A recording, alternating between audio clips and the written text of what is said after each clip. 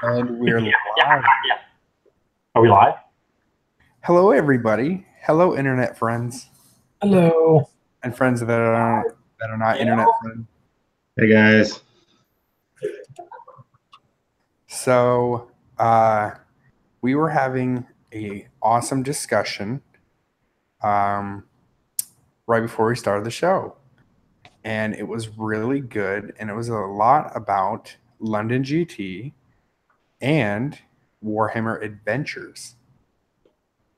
I am very excited to talk about all these. All of these things. All of these things, all of these magical things. The magic of the world of Warhammer. 40K. All right. So, what are your guys, my FNP members, and everyone in chat? What is your guys' opinion about Warhammer Adventures? Adventures, plural. Let's put down this paintbrush and I'll get started on my opinion of it. So, there's a couple things I want to bring up. I think a lot of people that actually commented on all this stuff and was really like trolling didn't actually go to the website and read any of the background or read any of the article that was actually posted about it. I'm very excited for this. Just like I said on there on the Black Library page, that my daughter is 7. She loves to read. She's always wondering about like, what is the game, everything like that. If I can give her that little book and have her read it, and she's like, this is really cool, and that makes her want to play the game with me or even paint models, I am all for it. I also feel that this is an entry level into it, kind of the way that I feel about like all the different universes out there, Harry Potter, Marvel, DC, even Star Wars, is they write stuff for kids to get them into the universe. Like for DC, you have Teen Titans Go. I know a lot of the older people that watch Teen Titans were like, Go is crap. My 7-year-old daughter loves it, and she's all for it. So it'll be very easy to get her into the rest of the DC universe, as well as like Marvel and other things like that. You know, they do this kind of stuff to get kids into it. Like even Star Wars, some of the, like Clone Wars, even the thing that's going on Disney right now is very kiddie. I'm not going to show my 7-year-old daughter has watched Revenge of the Sith, and she got completely freaked out when Anakin was killing all the little ones and all the other stuff and all the other things that went on. So I was like, yeah, it's probably not the best thing for her to watch at this point. She doesn't understand what's going on. It's just like the 40K universe. Slowly work them in, and then one day, when they're maybe 18 or 15 or 16, they'll have a better understanding of what Slanesh is and other things like that. So that's kind of my take on it.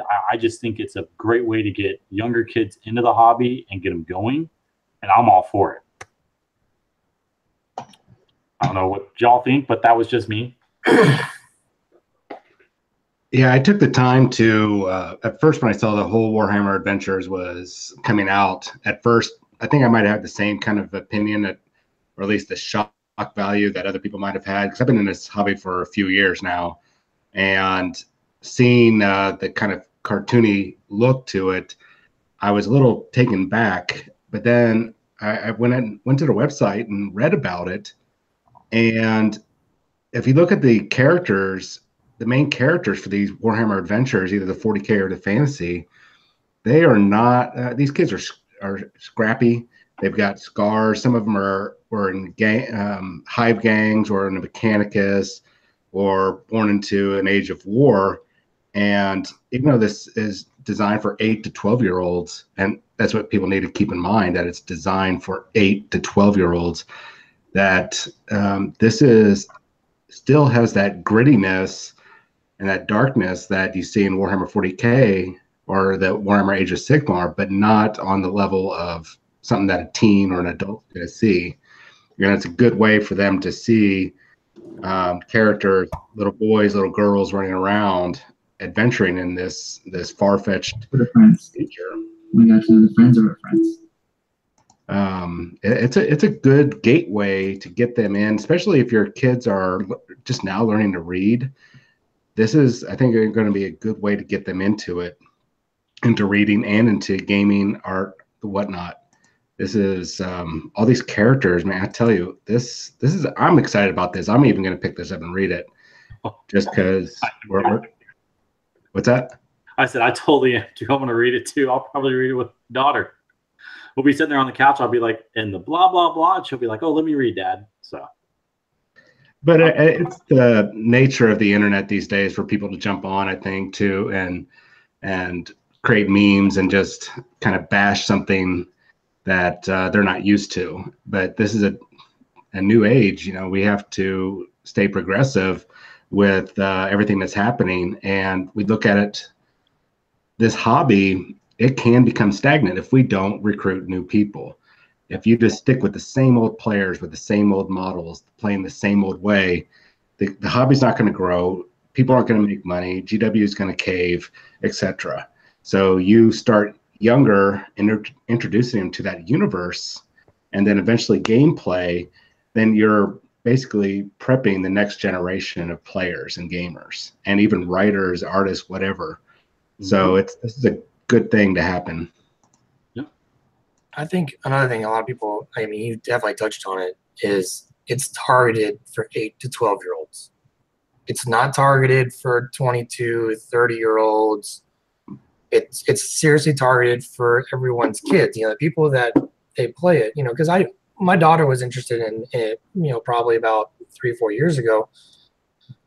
And I went out and I kind of explained some of the armies to her, and she really liked Space Wolves, and so Space Wolves was kind of it, but she didn't know anything about it. She was just kind of like, I don't know what this is, and it was so, she just lost interest in it so quickly. So to go on Warhammer Community's page and read about it and kind of get an idea, because honestly, yeah, everyone's talking about it. I've seen memes galore about it, but I just read about it today. I didn't even. When they started talking about it before we went live, I was like, okay, I need to find out exactly what this is. And it's like, I think if my daughter would have had that, she might be really invested into the hobby more so than what she is now. Now, I do have a almost 11-year-old, will be 11 in June.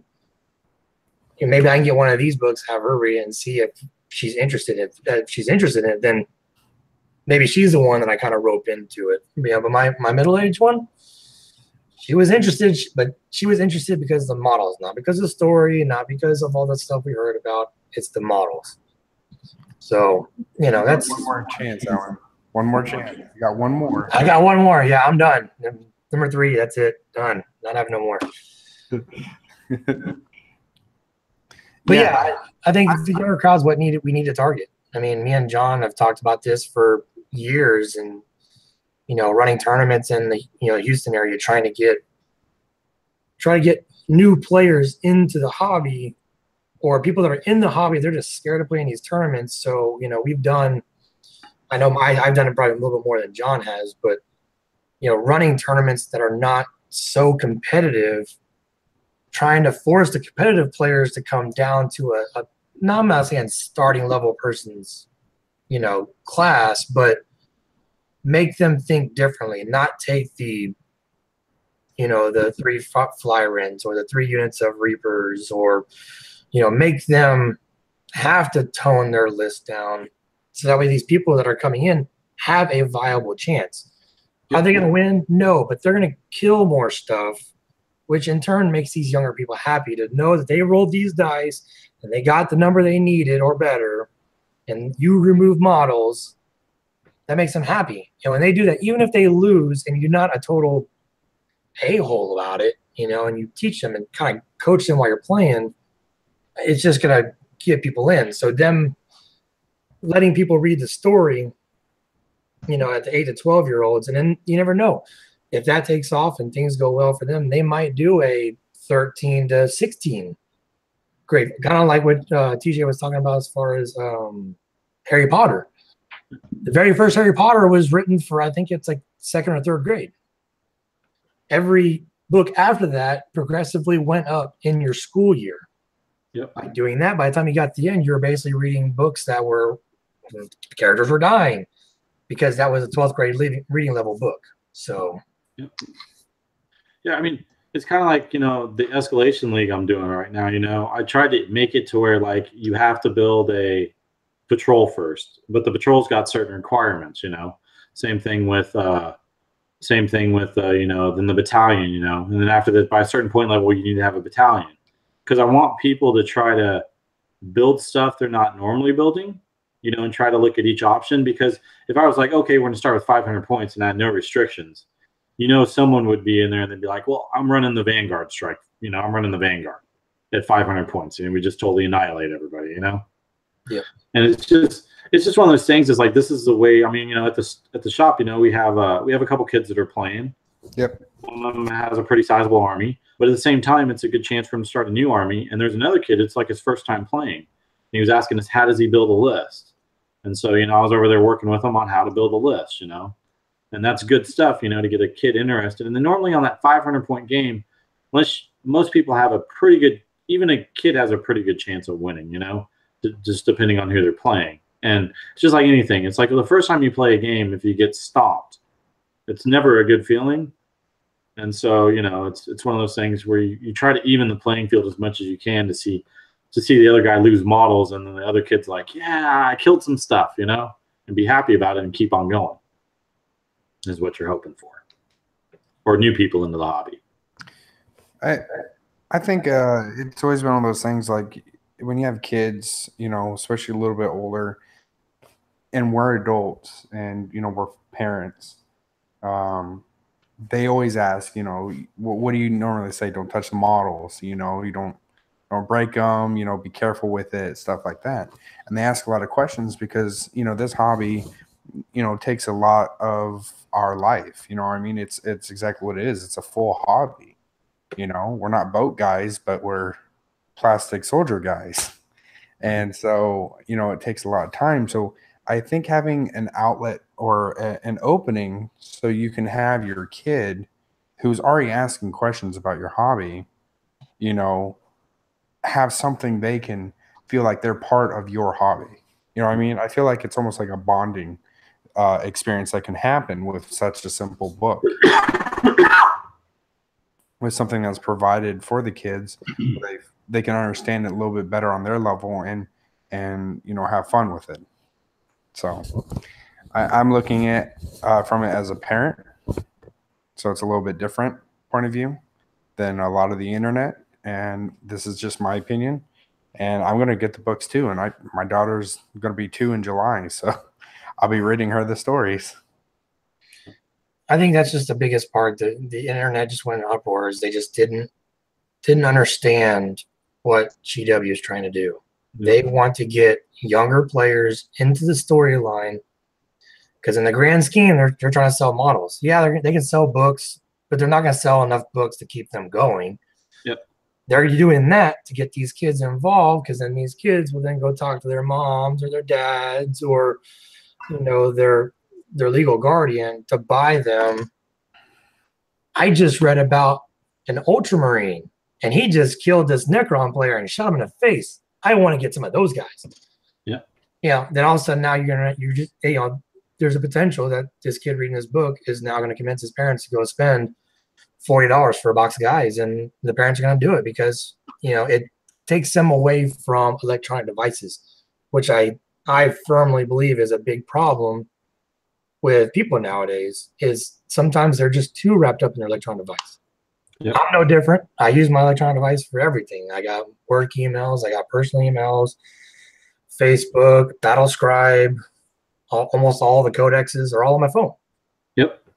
But to be able to put this down and to grab a good book, I still enjoy it. I'll grab a codex and read some of the lore that I haven't read in a while.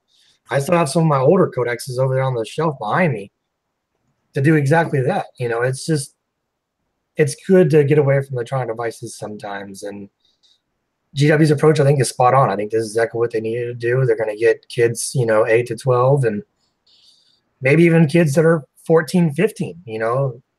Their little brother talks about it. A little sister talks about, these Necrons are like, whatever, this is dumb. Then they secretly sneak into their kid's room and read it, throughout the course of the night. They're like, oh, this is kind of cool. Yeah. And I have 3 kids, and my oldest is, 20 years old, so obviously he won't be reading it, but I'm pretty old. I'll buy the book. I'll at least read it once. I have no problem with that. I think it'll be interesting and fun, and I think it's a smart move on GW's part. Yeah, I think one part that I kind of liked about it, I noticed that the characters, it's a mix of boy and girl characters, and usually at this age, especially in American style cartoons and stuff, you see it's either like a rough and tough boy type cartoons or really girly cartoons, where it sparkles and pink everywhere. Looking at this, going from a gender standpoint, this is going to kind of show, mind you, this is still all futuristic, but it's going to show that boys and girls, it doesn't matter what your gender is. You can be a warrior, you can be an explorer, an engineer, anything that you can set your mind to, and it's kind of opening up a whole new realm, kind of letting people know that Warhammer 40K and Age of Sigmar, all this product, it's not just for boys. Yep. It's for girls, it's for women, and it's an opportunity, I think, to reach out to the opposite gender, or if you want to throw in trans or intersex. But we look at it from the point that it's mainly been male dominated. I think it's around 23, maybe 28% of gamers, tabletop miniature gamers, the last article I had read, is females. And that's not a lot when you think about how many male gamers are out there. So this is an opportunity for our future gamers, future generations, to really explode on the market and give us more diversity in the type of opponents we're playing, different paint schemes, different conversions that we would have never thought about. These books are just a nice gateway to open up so much more for old players, new players, and everybody in between. I mean, you have some really great on. Really, when it comes down to it, I think. Is that me feedback? Echo. Who's echo? I don't know. That's TJ, I think. Am I good now? Yep. Okay. Weird. So, when John was bringing up it, I have 2 little girls, so I think it's really good for them to see strong women characters, especially in books or anything, even on TV. I enjoy them. They want to be princesses, but at the same time, I don't want them to just be focused just on that. I want them to be smart and get their own out there in the world. I want to make sure that they're strong women. I don't want them to have to rely on a man to take care of them. So I think the book, it does have 2 girl characters that are going to be pretty strong. So I'm excited for that. And I do think that this is kind of like a gateway into the 40K universe, just like you said. And I think it's just going to bring out a lot more. And hopefully, GW's model line has changed a lot. I think, the new Sisters of Battle model, I like the fact that the Sigmarites have a lot more women models. I think really they should. It's like the whole the Daughters of Cain are beautiful models. It's just, I like to see a lot of diversity in there. I think it also helps for conversion wise and painting, that you're not just painting like the same male model all the time. If you're playing them, I hope they do some for that for Imperial Guard, because I know a lot of people playing Imperial Guard Army, and that's painting a whole bunch of guys all the time is kind of gets boring, like a female commissar model or something of that nature, So I like to see a lot more inclusion and a lot more diversity in the model range. And I think hopefully this may change in 10 years, that I'm not always, when you go to a tournament or go to an event and you see one girl, hopefully maybe we'll see more women playing the game itself, because it's always interesting when you go there and you see a girl, you're like, oh my God, this is awesome. You like want to go talk to him, and you want to be like, you want to be the creepy gamer guy, but at the same time you want to be like, you play 40K, that's awesome. Can I see your models? Because it's it's something you don't see everywhere. It's like a unicorn, right? You don't see it all the time. I will say this: I go every year. I go to OFCC. It's up in Portland, Seattle, Washington area, and I played a female player there. Most females are so meticulous and so, they're so detail oriented that a lot of those times those ladies paint way better than most guys do. And their rules, the way they know the rules for their army, they know their rules because, you know, they kind of, you know, immerse themselves into whatever they're reading. So as she kicked my butt, I mean, it was like no contest. Oh. So yeah, it would be good to see that more often for sure. Yeah, it was a good thing. I mean, if you analyze the picture more, so the two guys are in the back. The woman's leading the way with like, hold on, adventure, like boom up front, and then the boy with the blonde hair, he's a little mucked up. He has a scar on his cheek. He's got like a makeshift weapon ready to defend, and then the other boy, the mechanicus, he's actually like his arm is atrophied, so he has a handicap even, and it's held by a prosthetic, basically an arm that's helping him, you know, run normal. So I thought it was kind of interesting that they just kind of included everything in that one picture. Oh yeah, and if you look at the one for Age of Sigmar, you know, you have you know, two girls, it looks like in that one, and one of them has got a huge warhammer for her size. Yeah, I mean, that's awesome. You know, it's just, I just think it's a good thing. I think it's a good thing for the hobby, and hopefully, you know, the writers do a really good job. They, according to the Warhammer community page, they say that the writers are going to be they're award-winning writers for kids' books. So that's cool. Yep. All right. Well, it seems we hit on that topic pretty good, and it seems like everybody is itching to talk about London GT. Oh boy, here we go. Okay, where to start? Let's start with something good. Well, let's maybe set the scene a little bit, just so everybody knows that Saturday morning, going on there in London, you had the royal wedding and the FA Cup final, the Football Association Cup final, were being held the same day in or nearby London. So just keep that in mind. Okay. In regards to like the security checks and traffic and whatnot. So let's set up where the event took place. The Olympic Stadium. Probably one of the most high-profile venues in London itself. So right there, you can already say security's high. London lately has, you know, Jonathan went there last year, and you got checked to go into a church. Yeah, it was just one of the normal churches, and they got checked at almost anything we went into. They had to check our stroller, my wife's bag, my backpack, everywhere pretty much. So on top of this, then you have guys bringing you what looks like gun cases. we know what our cases look like. They don't look like the most friendly thing. We've got on giant backpacks. We're gamers. We've got on backpacks, and we've got what looks like gun racks. They're like, what's in the box? You know? So yes, that did delay, I think, the first day of people getting into the actual site to get their games in. So I think that was probably the first major thing that a lot of people complained about. The second one was what? Not everyone signed up on the Best Coast Pairings app. Correct. So they had to get them all into it. This was, for me, I'm picturing LVO not last year, not in 2018 that we just went to, but the one before. Remember, that was like the first time I've really done Best Coast Pairings app? yeah. Yeah, I remember when we did that, because we did that for the 30, because I was playing in the 30K tournament back in 2017.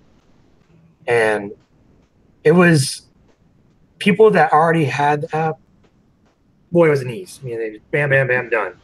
For the people that didn't know anything about the app, like myself included, it was pain. I mean, it was hard because you basically had to wait in this long line to try to talk to some of the TOs. And then after that, they had to go through, make sure everyone signed up, make sure all the passwords were put in, so that way you could update your score, how to teach people how to use it, because a lot of these people didn't know how to use it. Yep. So when people say that it was mismanaged, you can't only fault the TOs. I mean, John and myself are TOs, so of course, you know, we have a different outlook than a lot of people do in this regards. some people just don't know. They don't know they don't know the apps. They're most of the time they stay in their community and they don't really go and play at like major events. They only go to play at certain major events. So the local events might not be using the Best Coast Pairings app. Yep. So to them, they might have, I think it was like 300 people, and they weren't even expecting that many to show up. Yep. And then just say half of those people didn't have the app and had to sign on. Yep. I mean, that's 150 people basically bum rushing the TOs, which you might have for something like that. They might have had 5-6 TOs, give or take. Yeah. Even if you divide that up, you're still talking 20, 35, 40 people per TO trying to get them signed on, plus answer any of the questions for the people that don't need to sign on because they're already signed on. They have questions. Yep.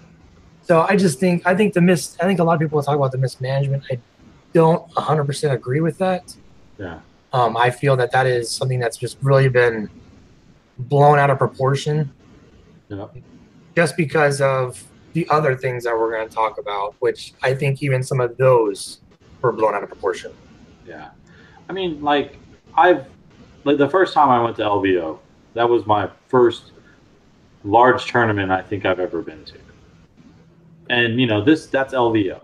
This is London GT. This is big as LVO, It's huge. It's one of the largest events ever in Europe. And it's in London. It's in the capital, So a lot of people are stoked to just go to it, So, you're in ooh and ah, and this is the first time you've ever seen an app. Like, I know last year with Best Coast Pairings app, I was like, I'm a computer techie guy. I usually figure shit out pretty quick. But I was just kind of like, if I log in, I was like, how do I upload my list? And I had to go back, and they're like, well, you can do this. And I was like, oh, so if I take a picture of my list, I can upload the picture. And they're like, yeah. I'm like, oh, okay, cool. I didn't know, And so I had to wait in line and, ask a real dumb question, but I didn't know. It's one of those things. So you figure that's going to be a huge delay at the beginning. Well, it was like LVO this past year. The very first one, the game one, it crashed. Like the actual server crashed, and we were standing around waiting to get our first game in, Well, I wasn't angry about it. I was just like, well, crap happens. I'll get my first game in. I'll get it in. It's okay, cool. But you touched on exactly what I was talking about. So you have 150 people you're trying to get signed into an app that they didn't have, and then after they get signed in, then you help them get them signed in. Then they might come back, wait in line again to go ahead and figure something out. They have a question, or they can't do this right here, or this doesn't make any sense, or I don't remember my password now. Yep. So now your 150 people trying to get signed in turns into 400 people that have questions. Yeah. Because one person might come in, I've seen this multiple times in my life, where they come in, they ask one question, they leave, and then they forget, like, I got another question, and they wait in line and ask another question. Yeah. So, I just think it was seriously just blown out of proportion. Well, and they throw in the fact that as I was reading and listening to a podcast, reading some other sites were talking about it, is that they had Wi-Fi issues. I guess there was not enough Wi-Fi overlap in the venue, and there was basically hot spots, and then there was a lot of cold spots, and people were having issues downloading the BCP app, uploading and trying to log in, and you guys were right that they did not expect this many people. I think last year they're looking at about 150 people. They had about 150 people. Yeah. This year they had nearly 500 people attend, way more than they expected. So they went from expecting a smaller amount to getting almost triple the size. And there was a lot of issues that crept up, not because of not being prepared, but just because crap happens, and things happen where you can't account for it. Yeah, and that's another thing too, is people would talk about, oh well, is mismanaged. Do you think it's their fault, the TO's fault, or the guys putting on the London GT, it's their fault, the reason why the Wi-Fi didn't work? It's not their fault. I mean, the venue did everything they could, and then once they found out they had a problem, they tried to compensate, but they were trying to work through it with the venue to try to get it all worked out. Yeah.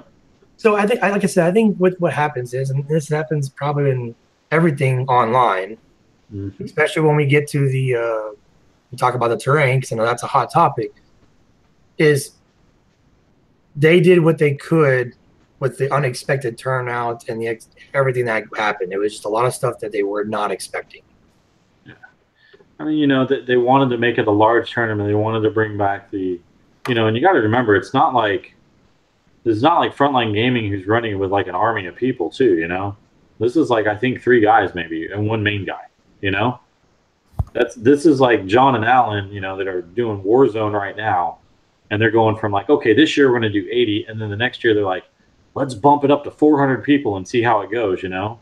It's just like, it's a different level of a tournament setting, you know? It goes from like 80 people, we're going to make it, you know, really nice, quaint, cool. Everyone's going to have a great time. We can do 80. And then you're like, you know what, next year, let's make it big. Let's go big or go home, you know? And they go big, you know? And then some stuff creeps in, you know, the venue is not up to date. I mean, the venue too, and then it was on 2 different levels too. I think it was at one time it was on 3 different levels. So it wasn't just like, it wasn't like it's over here in the States like we have, where we can, you know, y'all got it at the Wyndham down there on Highway 6. They have a huge grand hall room where y'all can fit 100 tables easy, right? Or something of that nature. But over there, they don't have those kind of venues. They don't have like the massive venue like LVO has at Bally's. They don't have that massive convention center, you know, over this just people are just ready to rent out too either. So it's just like, it's also a different setup than like what we would expect we'd see over here, you know? So, Agreed. Yep. So what's next? Which part you want to talk about next? Do you want to talk about the individual or you want to talk about the terrain? Because both of those are. I think let's jump on the terrain. Yeah. Yeah. So I'm actually on the Blood of Kittens page right now, and I'm seeing some tables have some good terrain. Yep. So to me, it almost looks like it's not, they were caught off guard by the number of entries, and they had backup terrain only if they needed it. And then lo and behold, they needed it, and they needed a bunch of it. Yep. And it looks like the lower tables got a lot of the crap terrain. Crap train. I mean, I was trying to find a nice word for that, but yeah, there. But I'm looking at one of those pictures here. It looks like there's what is this? Looks like it's a Sisters of Battle.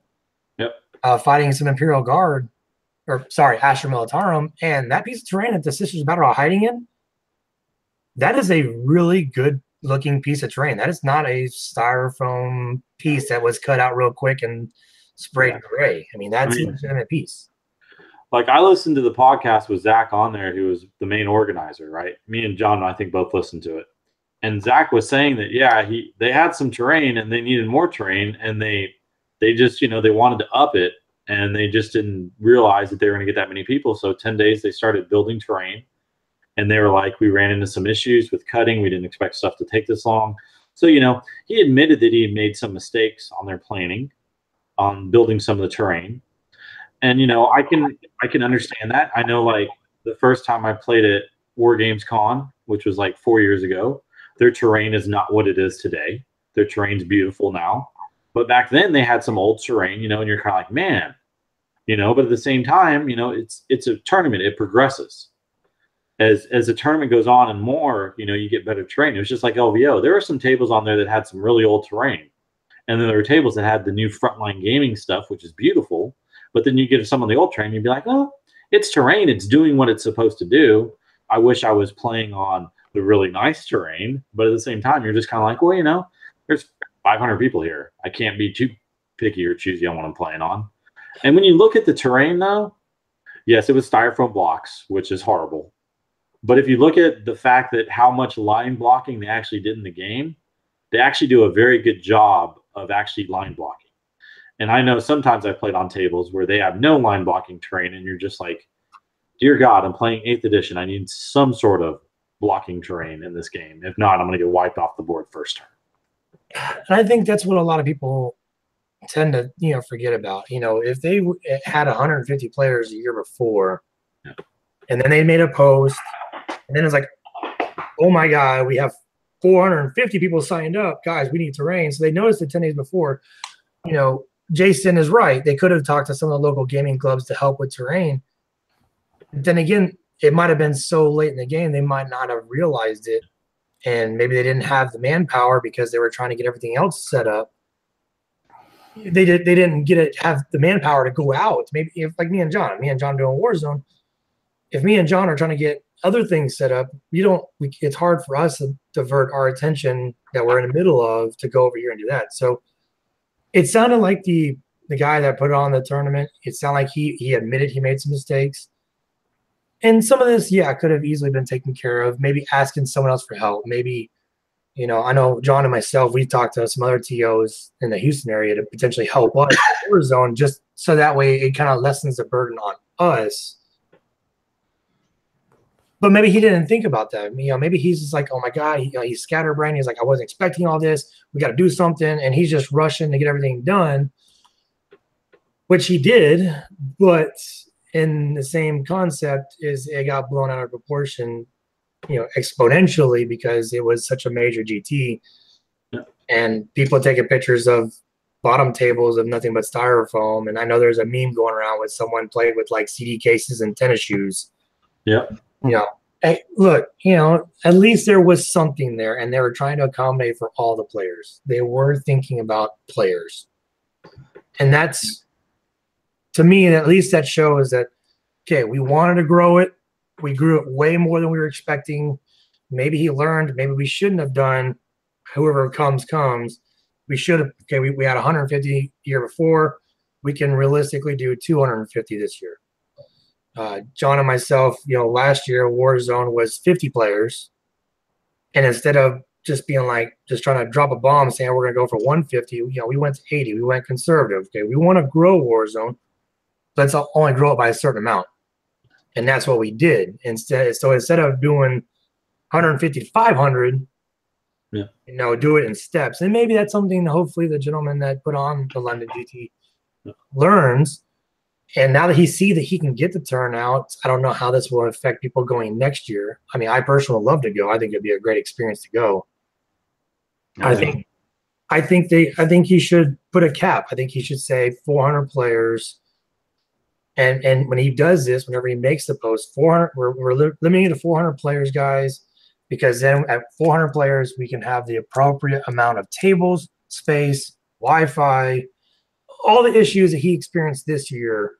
He can basically say, if I cap it here, we'll go ahead and meet all of that at the, by capping at this number. So I just think that's what he needs to do. I actually know Zach. 2 years ago at LVO, we started hanging out a good bit.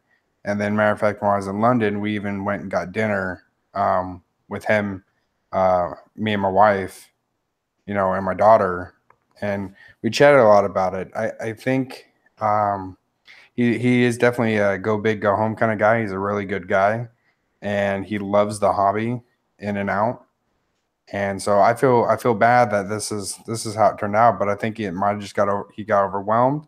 I do know he said he was doing a lot of traveling, and I think that was mentioned that he was out of the town. So I knew, like, he even told me like he was renting out his flat and everything because he was going to go traveling and such. So I think all the amount of people I think kind of overwhelmed him, and the time kind of ran out.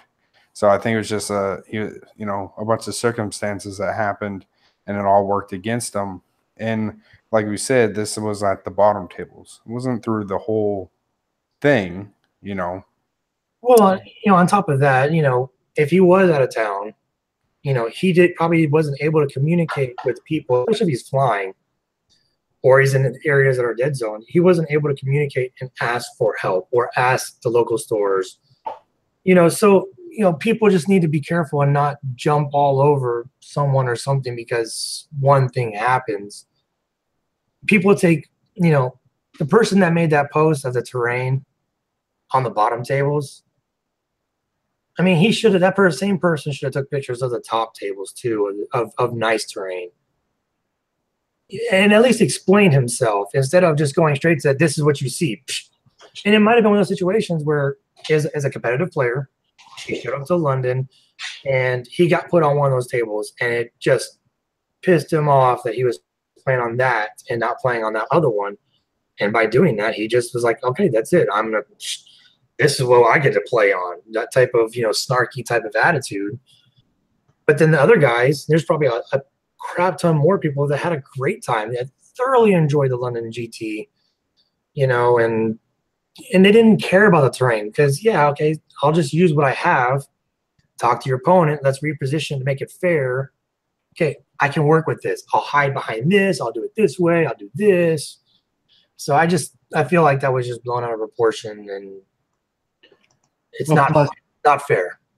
Well, playing devil's advocate with it, if you're going to an event and you're paying money, you know what I mean? You're expecting maybe a certain quality, and maybe when you ended up at those tables, you're like, what the hell is this styrofoam? You know what I mean? You just paid good money that you work hard for, and there's you've been to other events and the terrain's been amazing. We all know that over there they have a lot better terrain makers that make really nice terrain because FNP got a bunch of that from the UK for our channel. And, so they get that. But then when they go to the event, they had something, but they were like, oh, where's my beautiful, rock formation? Where's my this, So I can understand maybe being pissed and taking a picture and be like, and like you said, yes, I think some people do get wrapped up or being pissed off and be like, oh, look at this. This is what it is.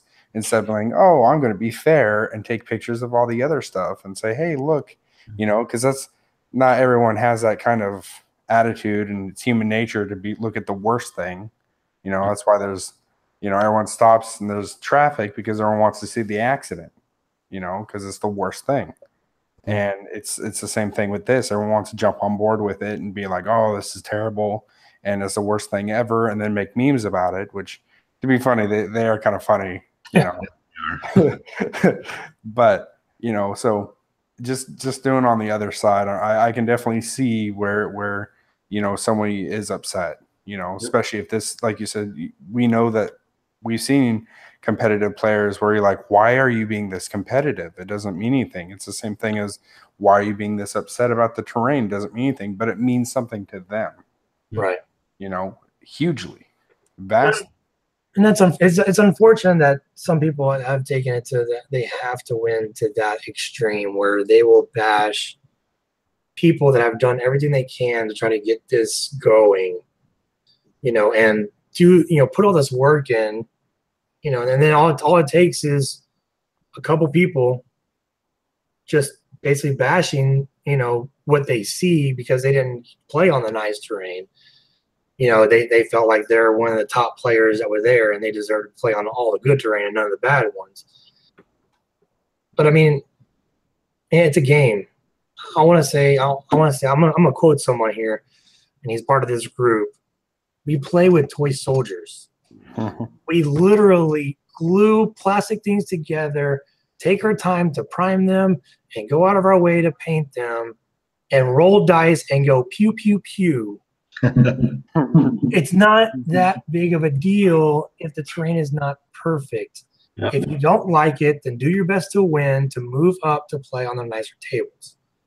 I guess for me, it's just hard for me to fathom that they would bash someone that's trying to do everything they can and trying to help the community over in London put on a major event that's getting up to the level of LVO or Adepticon or BAO here in the States over there, because I don't think they really have anything except for the London GT of that scale.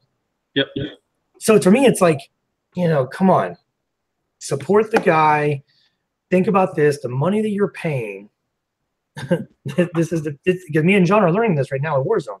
The money you're paying, yes, you might not have all the perfect terrain right now, but if the people manage their money right this year, they get by, they have pseudo okay, then they use the extra money they get to go into the next year to have better. So they're bettering themselves, which in turn means they better the event. They better, everything's better. It becomes larger. It becomes more grandiose. So I guess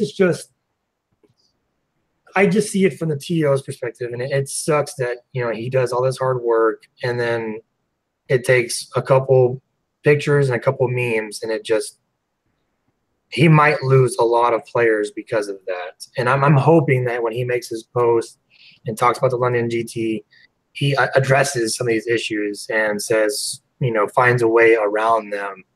So it reassures the people that had a bad experience. It reassures them to come back next year and give them another chance. Yeah. The podcast kind of went over that he did with God, I forgot the name of got it in Messenger. Who is it from? It's from coming on. It's the Allies of Convenience. That's right. And he did a podcast with those guys. Yep. And Zach talked a lot about all the mistakes he made. And I'm just like, okay. So the guy went up there and said, "Hey man, I made some mistakes." Cool.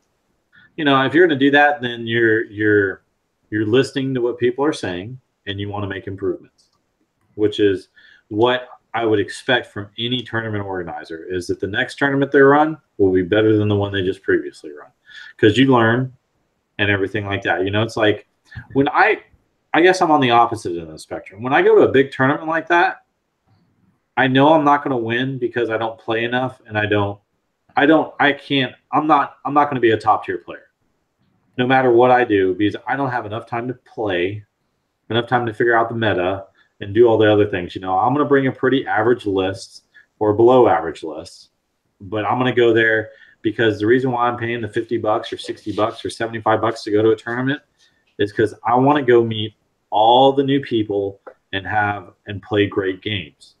That's what I'm going for. I'm going there for the interaction between other people. I'm going to go have fun. And I think it kind of brings up to what we're probably going to talk about next with the cheating. If you're going to just win it all, then that's okay if that's what you want to do. But just realize now that everyone is under a microscope because everything is done live and it's on video. Yeah, and me and John, I know John could definitely speak to this. We learned a lot from running Warzone last year. Yeah. I mean, you just learn so much from running it one time that the next one is undoubtedly going to be better. And that's what we've tried to do with Warzone, is try to make it just that much better. And now we have an 80-player 40K major event. We also have a narrative Horus Heresy event. So, and this year we're going to learn something new that we weren't expecting, and we're trying. And I mean, correct me if I'm wrong, John. We're learning from Alamo. We're learning about things we're hearing from London GT. We're learning, things that have an LVO. We're taking all of these things in consideration for our event, so that way we don't make those type of mistakes. But doesn't mean we're not going to make mistakes, because something else could come up. LVO, they didn't talk about terrain. I don't even think there was even really a talk of anybody cheating in that regards. Alamo, we saw some of that, not so much the terrain. The terrain was fantastic at Alamo. It was more of the potential cheating. So It's kind of like, we're already gearing up ourselves for that. But when we run our event, we're going to have something comes up, and it's something that hasn't been seen yet, because we're trying to compensate for what's already been happened to try to make sure it doesn't happen to us. Yeah, the logistics behind setting up just a weekend tournament is one thing, but when you're setting up a 50, for our Al and I's case, we're setting up a 180-person event, the logistics is a nightmare of trying to arrange everything and make sure that everything executes without any interruptions or any trouble. But no matter how much that we plan for to cover all of our bases, we already expect that there is going to be issues. We're going to run into there's going to be some things that are going to pop up, and we're going to have to be really quick and jump on it. So I understand that how Zach and any of his other cohorts there had issues at the London GT. I mean, some of that stuff was their fault, and they owned up to it. But some things that you can't take into account, things are just going to pop up. And that's, heck, Alan and I are experiencing that every time that we talk about, well, we need to now take into account, what are we going to do about bad sportsmen? What are we going to do about cheaters? What are we going to do about the terrain, especially after the London GT, what we're talking about? It's like, oh my God, we don't want bad terrain. So do we try to scramble and get rid of the foam? Hurry. Well, that's why we're reaching out to our player base and our participant base here in Houston, Austin, San Antonio. And so many people are like, yeah, dude, we are going to let you borrow our terrain, our fat mats and whatnot. And that way we can make sure that everybody has a good experience with the terrain, the fat mats, everything looks good. It's not all foam or anything like, or dilapidated buildings and whatnot, because we would like to save up that money that we would have spent right now, which would have been a nightmare just to fork over a couple $1,000s to get enough for 52 tables. Yeah, 52 tables worth of fat mats and terrain pieces for Horus Heresy narrative and the Warhammer 40K major. I mean, that's 8 buildings per table, and what's that, about 500 pieces of terrain plus 52 mats. It's a lot of money. So we're setting that aside for next year, and that's what maybe these guys should have taken into account last year, is maybe put aside some of that money or planned ahead of time to take into account. They admitted their mistake. They knew what they did wrong, and there was a couple things that was not in their control, like what I was talking about in that podcast on the Allies of Convenience that TJ mentioned. I think he had said that they had an issue with the weather when they were out there trying to build and prime the terrain. It was hot, really windy, and really humid, which anybody knows when you're working with terrain or spray paints, airbrushes, or anything out in the heat, wind, and humidity, that stuff just goes to crap really quick. So they were trying their best, and given the circumstances, and as somebody mentioned earlier, actually 2 people mentioned, if you're there for a competition, the terrain's there, you got line of sight blocking. Yeah, it's not perfect, but go with it. But if you were there for a big narrative event and that terrain looked like that, I would definitely have caused a big stink. I would have expected something a little bit better. Like Alan is going to be heading up the whole Horus Heresy event at Warzone, and that's a narrative event. We can't afford to have that terrain look like crap. Yep. It can't be spray painted foam pieces attached to foam board. It's got to be quality terrain that's going to really get everybody knee deep in that vibe of the Horus Heresy brother on brother action there.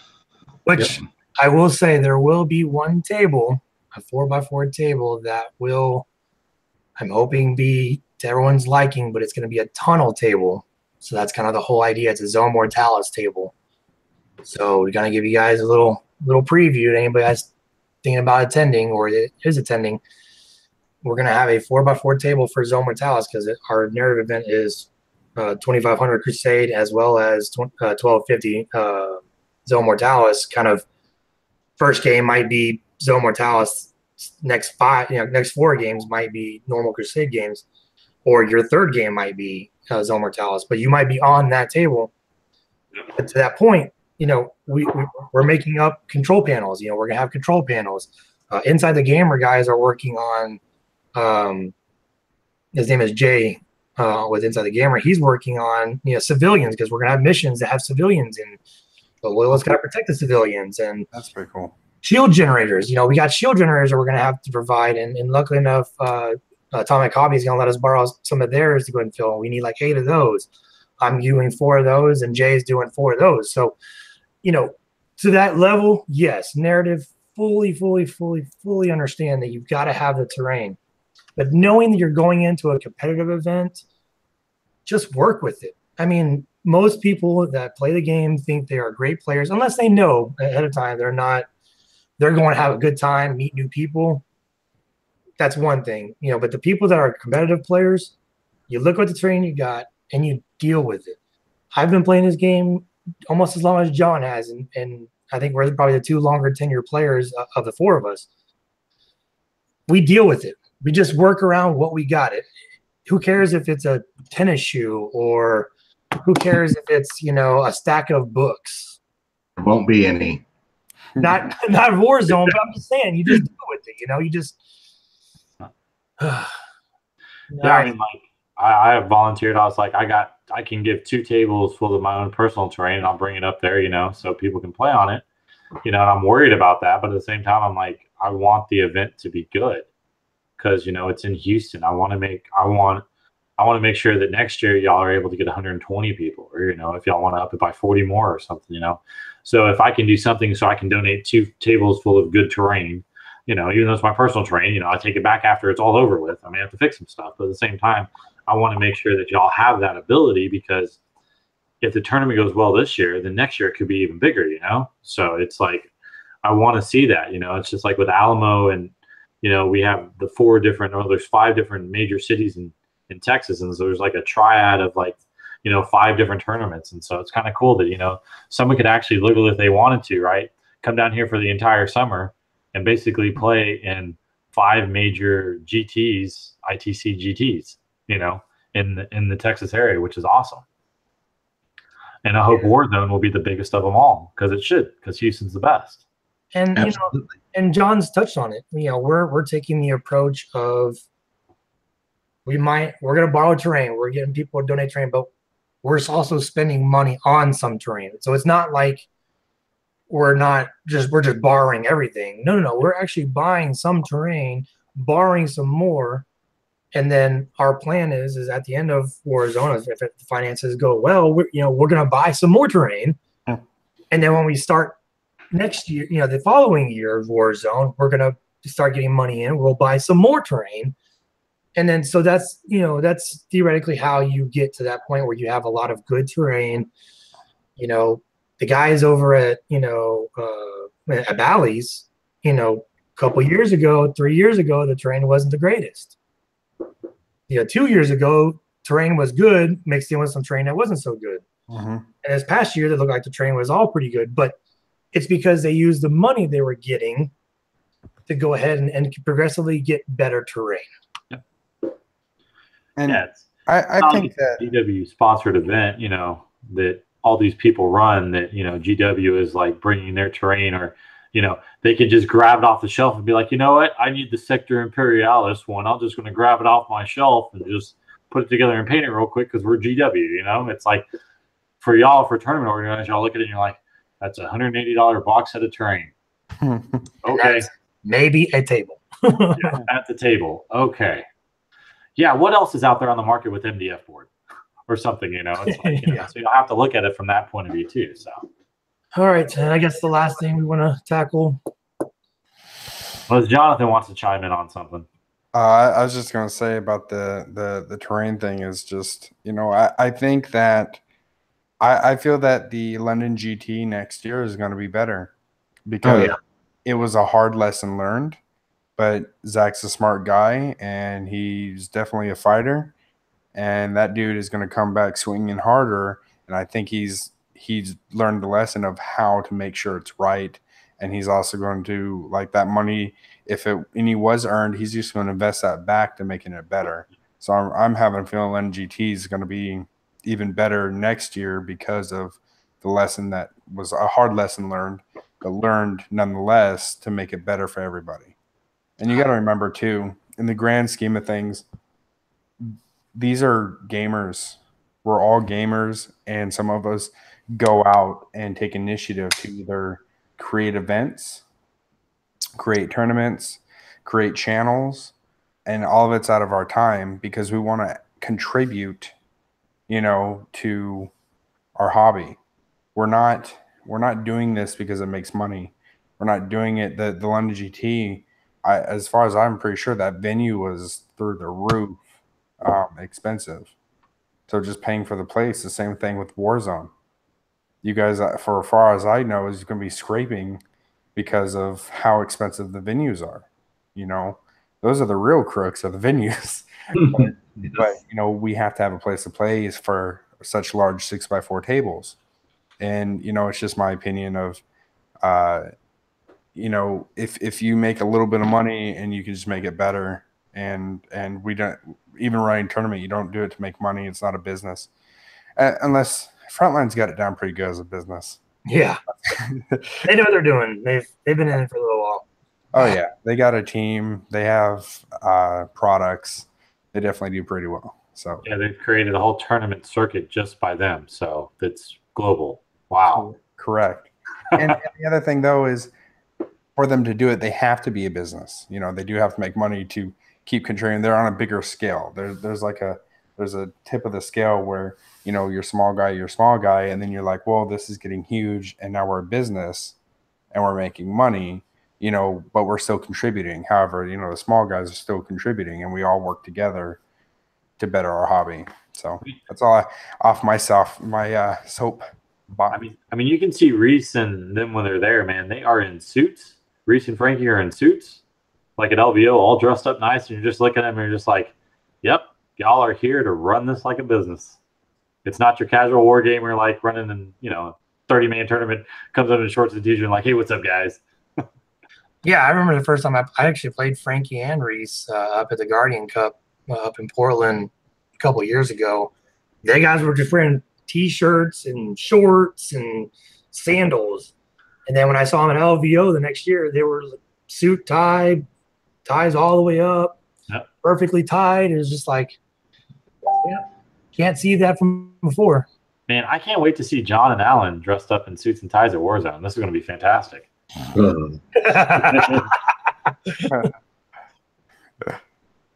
Okay, so I personally haven't watched the whole video for the individual.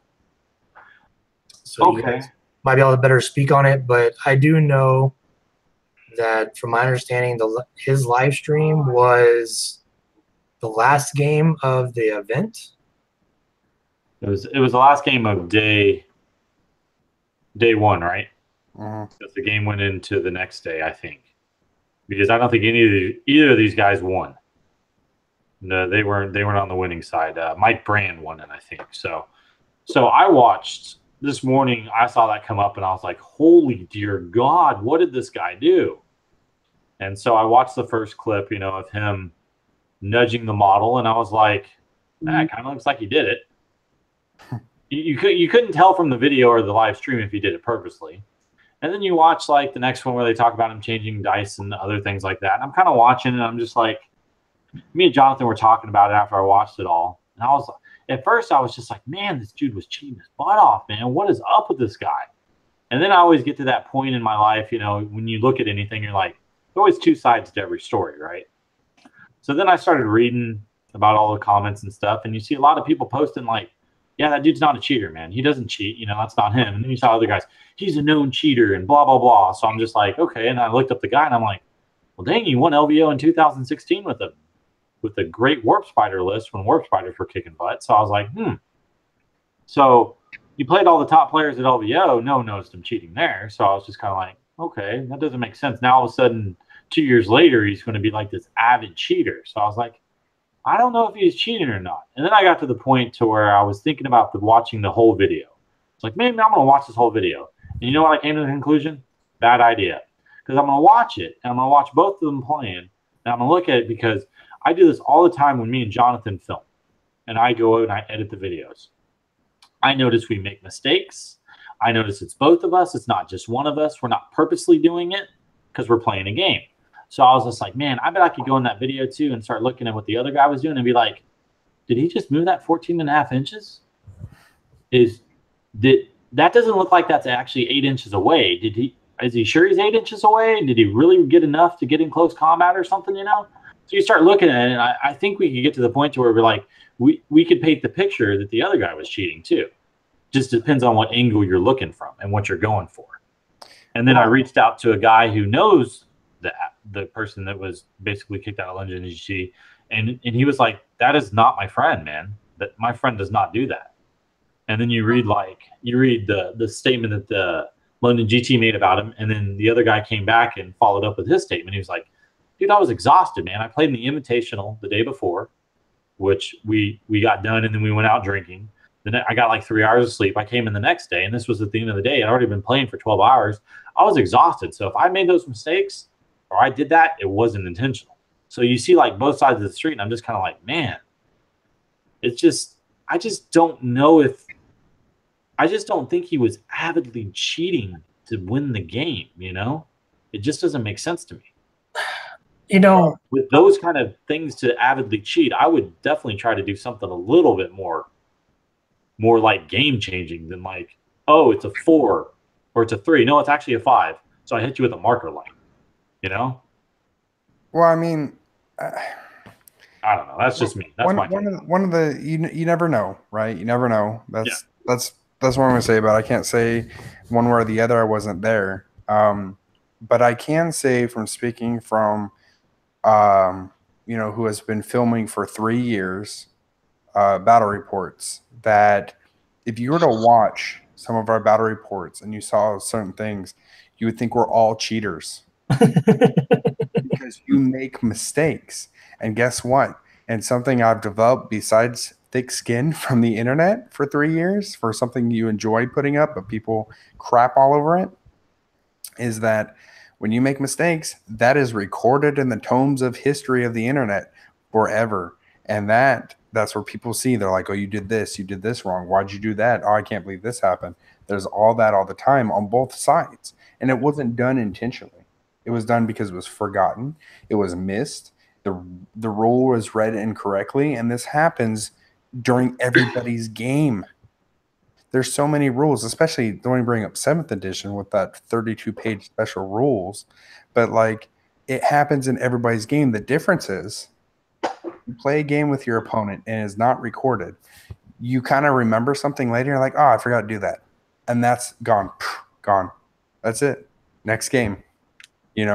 But when it's recorded, it's so easy to pick apart, and it's so easy to talk negative towards somebody over the internet, 1.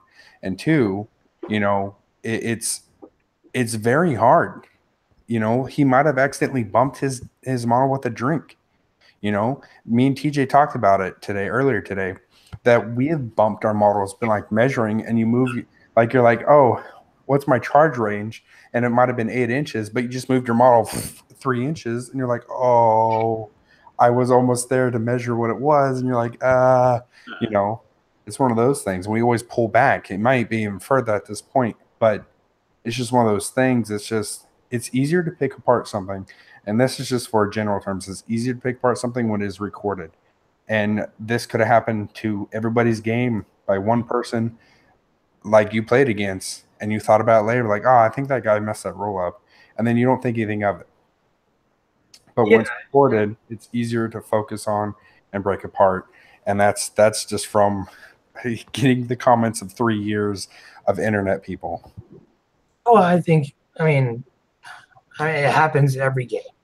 You always have that thing. Okay, well, I'm gonna move this guy here. I'm gonna move this, this unit here. I'm gonna move this unit here.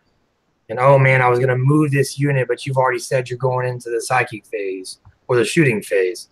Like, oh man, I was gonna move that guy. It's okay if I move it. It happens. We always forget stuff, or we forget rules, or we forget, because we're under a time constraint, because it's the 3rd game, day 2, and you got wasted the night before because you had a great day 1. And, so when it comes down to it, you're just like. Or a bad day 1.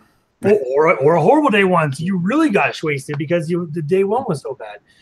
So it's like people forget things. People, or for instance, the infamous tape measure. You pull the tape measure out. The guy is supposed to go 6 inches, and you hold the tape measure still. You move the guy, but when you move the guy, you kind of move forward too. Well, you just gained a 1/2 inch or 1 inch. Does that mean that? Theoretically, yes, he cheated. But is it game breaking? Is it like super detrimental to what you're doing? No, because a good player will work around even something as small as he gained an extra 1/2 inch or 1 inch. It's not that big of a deal, and it's not the end of the world. The only time it becomes critical is whenever it's like 3 inches. You've got to get within that 3 inch of the objective, and it's the end of the game, and he does that. That's when you're like, hey, whoa, we tape measure there, buddy. I want to back up a little bit because you need to make sure he's outside at 3 inches. But you say something when you see it, not at the end of the game where then you call him out on the internet. Yeah. It was kind of like his pre-measure thing, right? Before he moved the models, he pre-measured to make sure he was in range. And then when he moved the models, he wasn't in range anymore. But, you know, in his mind, he was like, okay, the range on that is 31 inches. I'm going to move my model 6 inches because I pre-measured and they were 35 inches away. And then he moves them and he's like, oh, I'm out of range still. But like if they talked about it, it was like, well, that's what he was doing. And now all of a sudden he's out of range. It's kind of like, well, I guess he didn't move the models far enough, or he didn't move them the full inches, you know, or whatever. So it's one of those things you just kind of look at and you're like, I don't see that like blatantly cheating. Like for me, like a blatant cheating is like, oh, I shot this unit. And then you go around and shoot everything else and then come back and like, I need to shoot this unit again. But you already shot at that turn and the other person's not paying attention. And they're like, oh, yeah, I guess you're right. You didn't shoot that unit. And they let them shoot it again, you know, or something of that nature. It's one of those things to where like, to me, that's cheating. That's really when cheating, I think, comes in for it. Or the thing I've seen, and this is probably one of my bigger pet peeves when it comes to people that do this, and I'm not saying everyone does it, but it does happen every now and again, is they grab the dice and they roll, and they quickly grab them before anything happens, and they turn around and roll a wound. Yeah. How do you know? I mean, you did it so fast. How do you know they all hit? Yeah. You know, it doesn't take but a second to look and say, nope, don't see any ones or twos.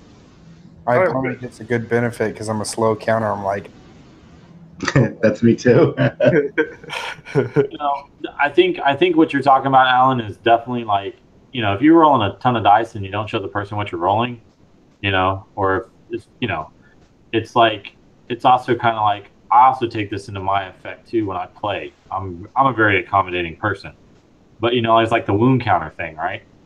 Okay, let's say he was counting up or down, you know, and the other guy usually counts down, you know, they start from 20 wounds and they count down. The other guy starts upwards, right? So the guy's like, didn't that have 5 wounds? It's like, no, he's got 3 wounds because he's got 8 wounds left. And you're like, oh, so you count down. So, you know, they flip it or something, you know. That's right. So that's one of those things. It's like that gentleman's agreement before you play the game. It's like, I usually ask people, I go, hey, for wound counters, guys, do you count up or down?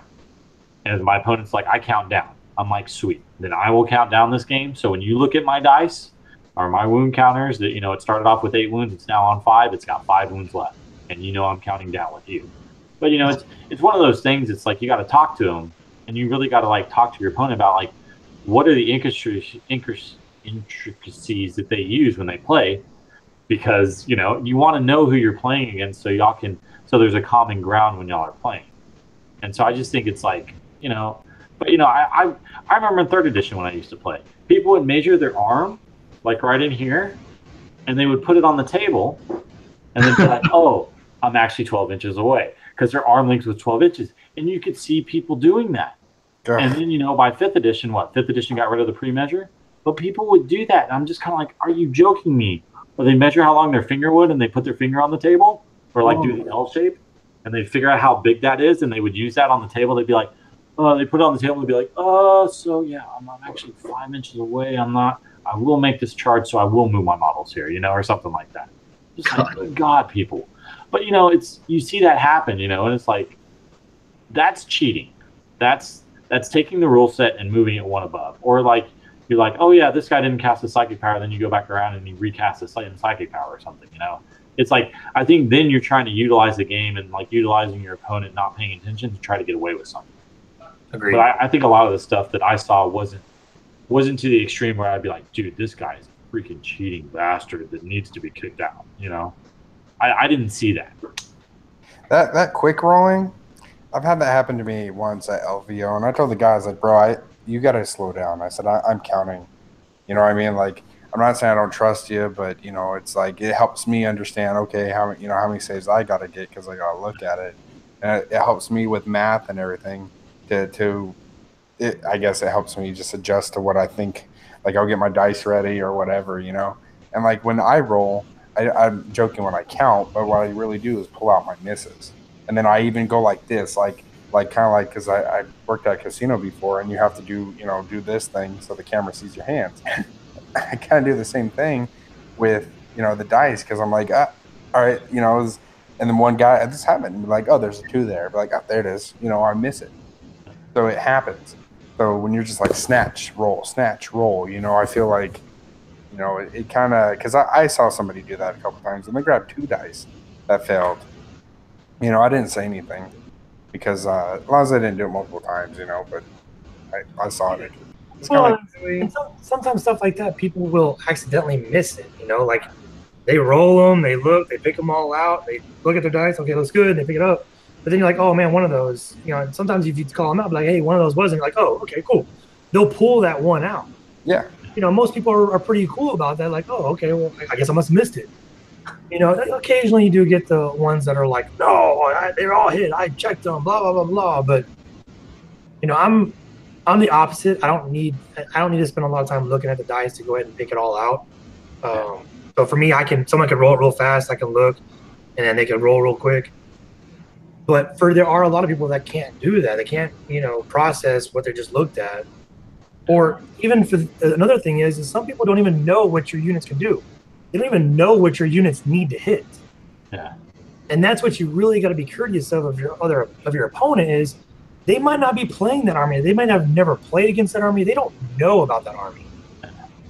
So I guess that's my biggest thing about this supposed cheating is it's not necessarily cheating because all the opponent had to do was just talk to them, communicate. It's like when you're married or you have a girlfriend or a boyfriend or a significant other, you have to communicate with them. When you go to the table, I'm not saying that person's your significant other, but communicate, talk to them. Yeah, that's a good point. What you just made, and also Jonathan, if you don't sit there and call your opponent out or call TOs over on these issues on the dice rolling or the whole, I guess he had a couple issues with the discarding or reacquiring tactical objectives or the slow playing. If you are not calling him out or calling over a judge until after the game is over or the day after or the night after, what are the TOs supposed to do? If we are not alerted to this, we can't do anything for you. So I'm not saying that this guy is off the hook because as I watched the video, some of the stuff looked like, it did look like an accident. Some of it did not look like an accident. No. I would love to be able to sit down and chat with this guy. I mean, anybody that's got training with like interview and interrogation techniques, you could sit down with somebody and probably get a good idea that whether they're lying or not. I'd love to sit down and just interview this guy face to face to see what he would have to say. Because, I mean, some of this, I think he was cheating. But I think the other half of it, he was making mistakes. Like you said, all night drinking, few hours of sleep, all day gaming. You do make mistakes. Usually day 2, I'm usually at the bottom table and I don't give a dang. So I just kind of go with the flow. But even then, I'm exhausted. And I can't imagine what it's like being on a top table or even in the mid group when you guys are competing for those higher spots. Because not only you have the physical fatigue, but you have that mental stress that the bottom tables, the mid to bottom tables, we're not going to have because we're just sitting there having fun, hanging out, playing games like Warhammer 40,000 should be. Yep. And everybody else on the mid to top tables, you guys are stressing out over everything, every meticulous move and dice roll and trying to counter their counters. And it's tiring. It's tiring me just thinking about being on a top table. I never want to be on a top table. I'll go for like painting awards and stuff. I don't want to be competing for a top table. That's too much stress for me. No. I think that's another thing that people don't think about too is how much stress you put on yourself when you don't ask the questions or even have some, because you're like, oh man, let me get what rule do they have? Oh man, what just happened? I totally missed what just happened. It's the simple little things that people are just they don't think about. Take the time, ask the questions. And if you're going to do that, especially when you're playing like towards a top table or something like that, who cares if it's a quarter inch off? I mean, is it really that big of a game-breaking move because they went a little bit more? I mean, the game is not 100% foolproof. It is people, a human body holding a tape measure at approximately the distance you need and you're just trying to do your best to move the model forward or measure out the range, it's not perfect. I mean, if we were going to play that kind of game to where like your measurements had to be perfect, you'd be playing on a grid. Agreed. Yeah. Exactly. We are not playing on a grid. We're playing on a wannabe make-believe table where we're measuring horizontally, vertically, all kinds of crazy stuff. War. Huh? It's a battlefield of war, not a make-believe. It's real. Well, I know in my mind it's real, but like in actuality, when my wife sees me playing, she's like, "What the hell are you doing?" I'm like, I've got space marines and I'm commanding them. Damn it! Fighting for the Imperium. Fighting for the good of the Imperium. I'm trying to get rid of the chaos scum that's trying to destroy the universe. God, stop. There's a warp cake right over there. You just can't see it. But as you said, with added pressure, right? Nobody knows until, you guys will start doing battle reports. The pressure of just being filmed, okay? That alone, I mean, if you look at our old videos, it was a bunch of nervous Nancys playing battle reports, because once you can laugh and joke all the time, but that camera goes on, you're like, oh, you freeze until you get used to it, because no one's there at that camera at that moment, because it's a handheld cam, right? But it's just that fear. And now, not only that, these are live cameras, and you've never been filmed before, most likely. I assume both players might have been filmed one of them filmed at LVO, but it's not a common occurrence. And now they're being watched by hundreds of people live. Yeah. That pressure alone, you're going to forget something. That's in the back of your mind. I've been to events where I've been to LVO. I forgot a whole psychic phase. An entire phase. I've done that before. Dude, I was like, because I got so excited to shoot, and I was like, yeah, I'm going to kill that thing. And then I rolled dice, and I'm like, I didn't cast my psychic powers. Luckily my opponent was totally cool. He's like, yeah, man, this is cool. Just do your psychic powers real quick. Nothing game changing, like one smite and maybe one bonus here, but that's it. But it was funny. I've literally forgotten an entire phase before just because I was excited to shoot. Now add sleep deprived, drunken sleep deprived, which is terrible, and now being filmed live and playing that same game.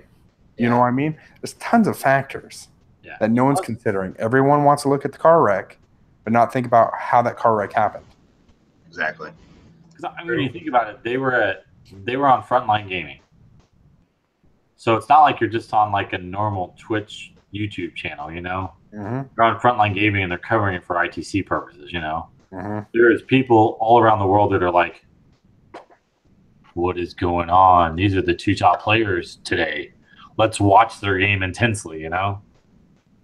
And so I mean, like, I don't know, but like the first couple times I played on camera, I was totally freaked out. Yeah, so freaked out. But it's one of those things. I mean, you're not used to doing it, so now you're like, man, every single thing I do is going to be filmed, and it's going to be ridiculed. So it's a different deal. The internet forever. Yep. Well, I'm looking forward to my first battle report. I think it'll be fun. Me too. Yeah. Supposedly this weekend for the tournament, I'm not going to be able to play in it. Apparently, some guy wants to challenge me. I guess he wants an easy win, so I'm taking my Alamo GT army because I'm going to be like, it's painted. Let's do this. He said because your armies are beautiful, and he wanted to challenge you, TJ. Take that as a compliment. Yep. That's so cute. I mean, the guy he's posted a little like, oh, I want to play Mortal Wounds. So I'm like, I guess we're going to play an ITC scenario. Oh. So, I mean, it'll be an interesting game. I mean, if he still wants to play, if he doesn't want to play, we can make it up another time. But if not, then I definitely want to play in the tournament because we're going to do the new Games Workshop GT style of 1750. So I'll be like, I have to completely rethink on how I'm going to do a list, which is kind of cool. Yeah, it is. I'm excited. That creates a whole new dynamic. And speaking of that, the 1750, people need to remember it wasn't more than a year ago. Actually, it's less than a year ago that we were playing at 1750, 1850 in these tournaments. So it's not like that was a decade ago or like 3 or 4 editions ago. That was like, what, 10, 11 months ago. Yeah. So that's, if ITC or local tournaments start going to that, it's not a big deal. It's just a few hundred points. It's going to totally change on how you do things, and it's going to speed the game up. Yeah. But I was talking to my son, because he was like, "Oh man, you're doing 1750." I'm like, think about this though. How much of everyone's list is going to change? If you're playing custodes, I use custodes as a good example because everything's kind of high points. You're losing what, 4 jet bikes? Right? That's about right. About what you're losing is 4 jet bikes. Yep. Yeah. Oh my God! Hold on, wait a minute. That's game breaking. Wait a second. So I guess I'm just looking at people. I'm just like, going down to 1750. You're more likely to get your turns in. Yeah, the list that you've been, thinking about doing, or the one that's done really well, you have to revise it. But everyone's still going to take their core list like they normally take. The only difference is it's going to be less of something. Like I play Death Watch. I was going to run a double battalion. Doing this, I don't think I can run double battalion the way I wanted to, so I'll have to revise my list entirely. Yeah. Hey, before we get straight too much, are we good on the whole cheater guy incident? Or are we allegedly? Allegedly, you're right. Allegedly. Yeah, I guess for me, yeah, I'm still at the same point. I don't know if he cheated or not, man. It's not decisive enough to, I wasn't there. I watched the video and what they said he cheated on. Half of it could be he was cheating. Maybe half of it was stupid mistakes. But at the same time, I'm pretty sure I could watch that video and look at the other guy and be like, did he look at that die? Or, he kind of picked up that die kind of quick. It kind of looked like a 5 to me. Or, it looked like a 3 to me. Didn't he need 5s to hit? Or something like that. So I think for me, it's just one of those things that I don't think that's blatant cheating. Like, I don't think was blatantly game-changing cheating. What do you guys think about him being called out publicly like this, the way he was? Do you think that was the right thing to do? Kind of like what happened with that gentleman at Las Vegas Open and the whole slope incident. Do you think he should be called out? Personally, I think as the TOs, you should talk to him first before going public like that. Then, depending on how that conversation goes, that's when you go ahead and call him. Okay, say you had a personal conversation with a guy. Hey, look, we reviewed the tape. We saw these things right here. Can you tell us what happened? He kind of gives his side of the story. And then if the conversation went sideways, it didn't go the way you would hope it would go, then yes, I could see calling him out. But I personally think they should have talked to him off the side, not talking with anyone else, and just kind of got his side before they just blasted him like that. Yeah. I think it's one of those things. I think that's something you do in private.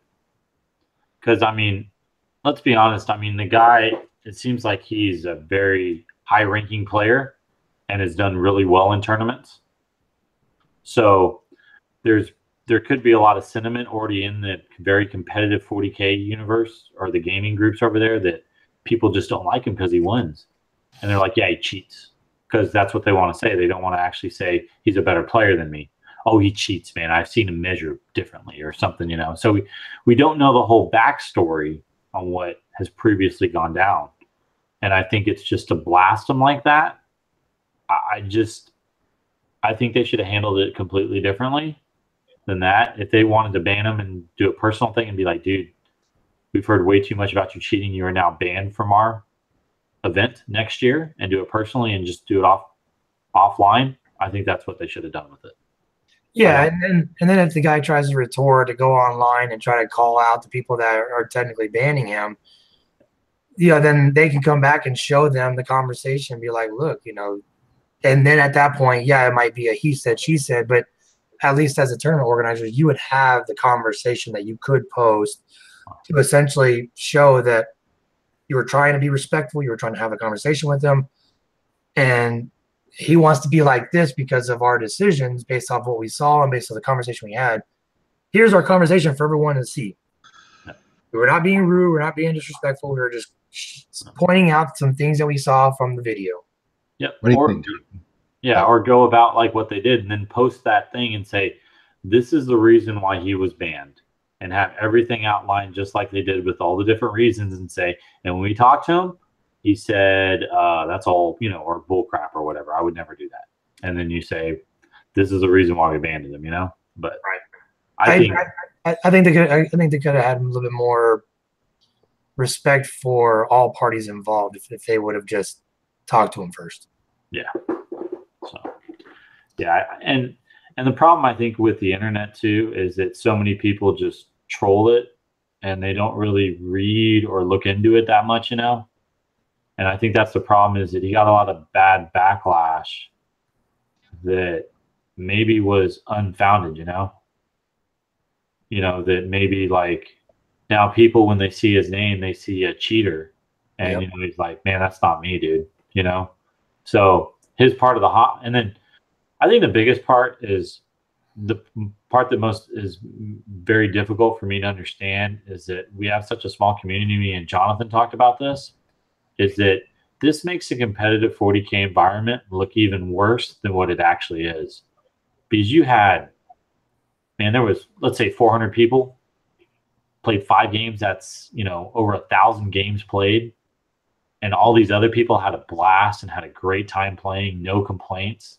That all gets missed because of this one bad publicity, of this event that, this guy, one of the best players that was at the tournament, cheated, and we banded him now. But it totally disregards like the fun that actually people had at the event. And that's what we're talking about, is not the fun, but the crap, Well, I agree, obviously, because you guys always know I'm in the same kind of boat, and for the greater good and all that stuff. Just kidding, I'm not a top player. No, but looking at it from the other side, if you had the opportunity, I guess that's a bad example, because I had the opportunity to oust someone who's a terrible person because of proof I have of screenshots of a conversation of them not being a good person. Now, I don't oust that person. You know what I mean? I don't go public with it. I leave it alone. That's just because that's me personal.